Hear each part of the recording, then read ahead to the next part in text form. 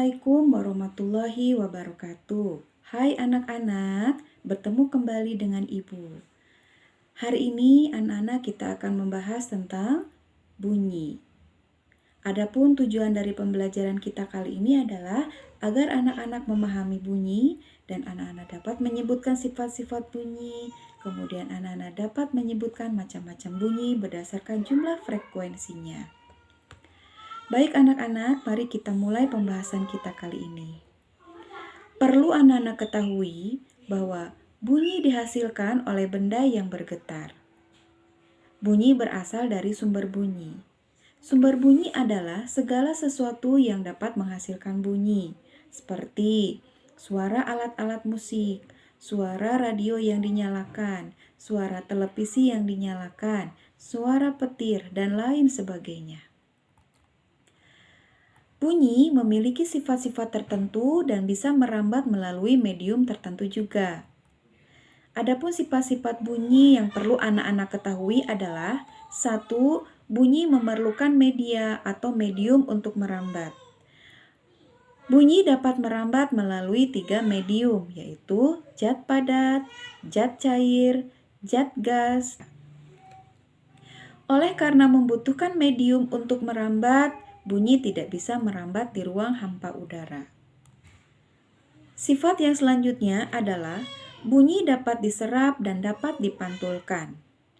Pantulan bunyi terjadi jika bunyi mengenai suatu penghalang, sehingga menimbulkan gema maupun gaung.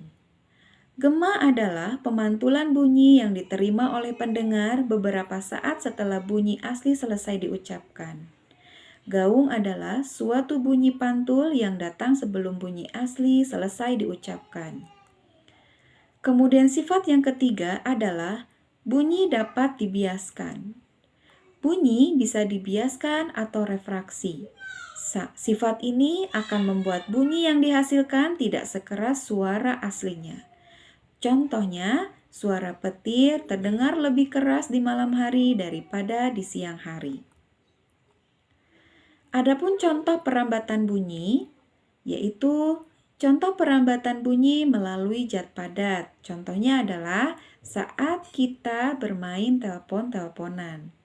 Suara kita akan terdengar saat kita memainkan telepon kaleng dan benang. Kemudian contoh perambatan bunyi melalui zat cair, itu bisa kita lihat saat kita berenang di dalam air, maka suara kita akan terdengar saat berenang. Kemudian contoh perambatan bunyi melalui zat gas. Contohnya, bunyi lonceng yang dipukul dapat terdengar di telinga kita karena ada udara yang menghantarkannya. Baiklah anak-anak, demikian sifat-sifat dan contoh perambatan bunyi. Anak-anakku sekalian, tidak semua bunyi dapat kita dengar karena ada macam-macam bunyi berdasarkan frekuensinya. Mari kita bahas. Jenis-jenis gelombang bunyi berdasarkan frekuensinya. 1.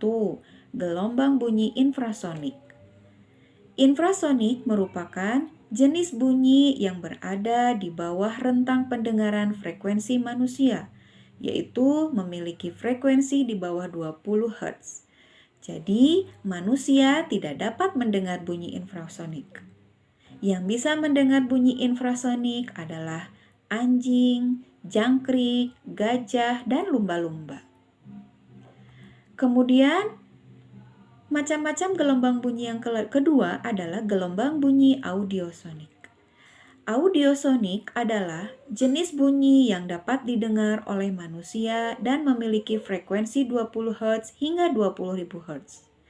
Semua hal yang bisa didengar manusia adalah bunyi audiosonik, baik suara keras pengeboran tanah maupun suara pelan gemerisik daun. Kemudian yang ketiga adalah gelombang bunyi ultrasonik. Ultrasonik adalah jenis bunyi yang memiliki frekuensi di atas 20.000 Hz. Bunyi ini sangat keras dan berada di atas rentang pendengaran manusia, sehingga bunyi ultrasonik tidak dapat didengar oleh telinga manusia. Yang bisa mendengar bunyi ultrasonik contohnya kelelawar dan lumba-lumba. Itulah anak-anak sedikit pembahasan mengenai tentang bunyi. Mudah-mudahan materi ini bisa anak-anak pahami. Demikian, Assalamualaikum warahmatullahi wabarakatuh.